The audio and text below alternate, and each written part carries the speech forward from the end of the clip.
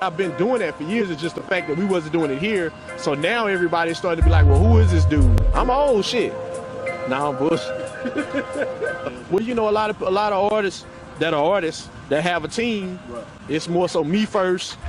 These my little tag-alongs, right. And I deal with them when I deal with them. Right. But with me, my thing is when I put myself in a position where I was gonna go behind the scenes, that was a firm decision. So the music became a hobby. Right. So when I sending you music, it was more so, you can post it, but it's really for you to just check out if you like it. Right. You know what I'm saying? But it wasn't like my focus at that time. Right. My focus was, okay, we gotta get TA, we gotta get West Coast, Cromwell, whoever else. Right. You know what I'm saying? That was my priority. A lot of people felt it, and you didn't show it. Yeah. Well, my thing is, I'm not like, even with their videos, I wasn't jumping in front of the video. A lot of the videos we had, I wasn't even in because it's not about me. Like, you know, it was kind of like a mythical figure. Yeah. And that's why now people are like, well, who is he? Because you didn't see me in their videos doing this and this. You know, people just knew that it was a brand and a group of dudes, but didn't know directly who the person was behind it. Right. A lot of times people ask me questions or they'll say, what is it in particular that I do? It's a lot of different things that I do. So I never really want to put myself in that one box.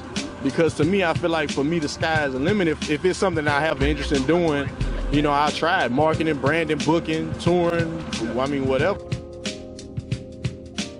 You know what? When I used to rap, I went by Morrow.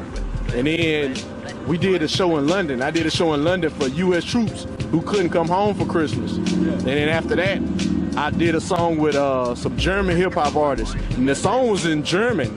So I'm like, I'm rapping in English and they rapping in German. And then I had a song with a Hungarian producer.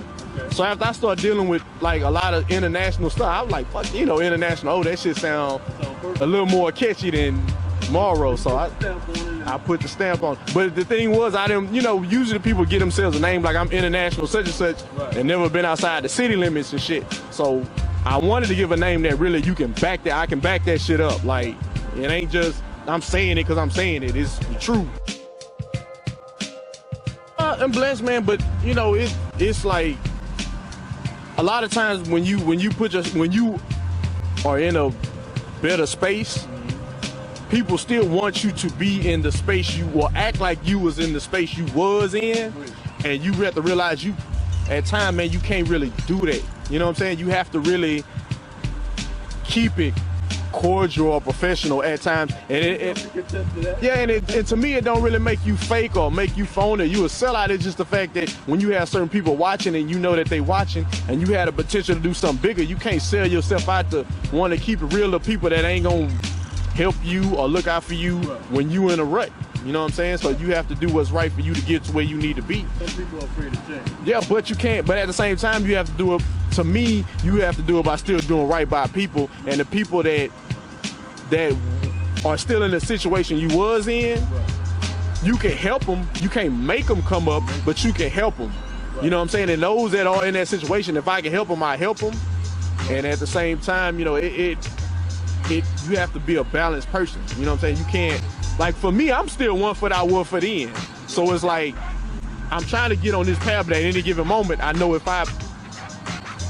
then we back over here on this side. Slim Thug, Paul Wall, Big Shane, John Black, Chase Allen, everybody. Like we had, I think Hip Hop and R&B Night had like 34 acts. 3 days? No, that was just the first night. Right, but it was a 3-day event. It was all drummers. You heard the cut, right? That was only one night. That was the first night. It was 34 acts and shit the first night. Basically, my job was to go into the submissions, pick out who I felt had the potential, and say, hey, these are the guys that I think could come do something. Okay, we gonna be honest. Like, they gave us the show, and we wasn't ever hired. Like, we wasn't ever a part of their staff. You know what I'm saying? Nah, we wasn't. Like, to be honest with you, the situation was like, we buy advertising space to air our show. So it wasn't more so of we hired and we're staff for KCOH. So when we launched the show, the first episode, I mean, we interviewed Trey. We gave away tickets to Danny Brown. We gave away VIP tickets to a party at the mansion for South by Southwest. I mean, the phone lines was crazy. We had you working the phone lines and shit, you know what I'm saying? We had you in the back working the phone lines because they got out of control. And then after the show, man, like that week, we got a phone call and they was like, yeah, we felt like the music y'all played was aggressive. And but my thing was, it was like, okay, so what was aggressive and what did you hear? And we couldn't get direct answers. But then at the same time, when we went up to the station, they have a log. So your show is supposed to be logged in. They didn't even have us in the log. The guy that normally has that time slot, he was there thinking it's his time to start. Yeah, so you know, it was just a lot of situations, and then like I said, at the same time they told us they didn't want us to play no more music. They want us to talk for 2 hours. But they want us to cater to a younger demographic. So if you want us to cater to young demographics, the only way we could connect to them is through the music first. They both different as hell. I like both of them. Like I said, I like Kanye's. It's a few joints I can go without. But overall, it's a good project because I like different music. I like when people are creatively different, especially if I check my inbox or if I'm online and I see 100 songs and 100 of them, well, 99 of them got trap beats and one of them don't. I'll probably listen to the one that don't, and then get to the 99 of them later.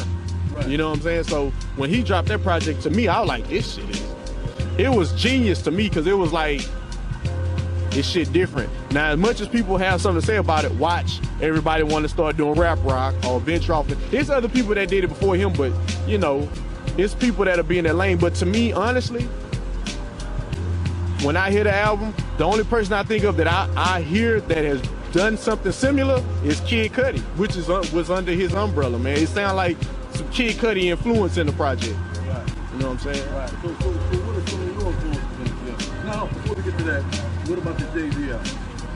It's dope. I like it, man. Like, I like it.